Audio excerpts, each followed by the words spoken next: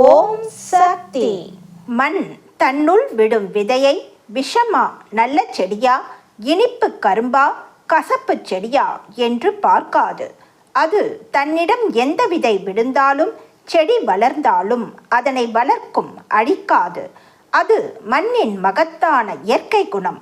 அதுபோல மருவத்தூர் மண் எப்படிப்பட்ட மனிதனையும் வளர்க்கும், அழிக்காது. கெட்டவன், கொலைக்காரன், கொடியவன், திருடன், நல்ல பக்தன் என்று யார் வந்தாலும் பலம் அடைகிறார்கள். அது விதையின்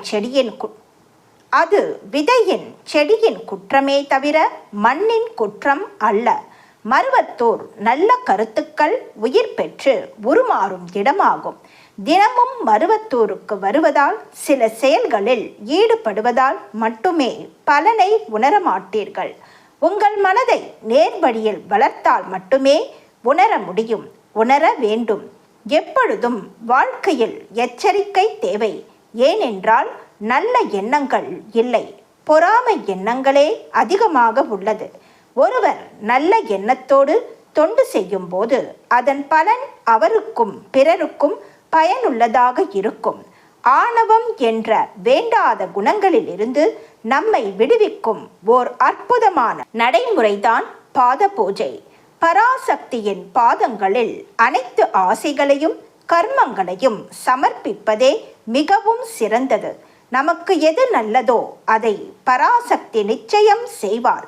சுகபோகங்கள் எவ்வளவு வாய்த்திருந்தாலும் அவைகளுக்கு அடிமையாகாமல் அன்னையின் அருளையே நாடி இருக்க வேண்டும்.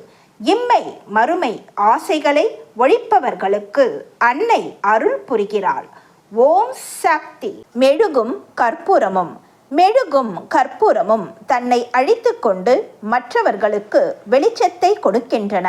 பிறர் தூற்றுதலை கண்டு அஞ்சக்கூடாது. அந்த தூற்றுதல் நாளடைவில் காளான்களைப் போல் அழிந்துவிடும்.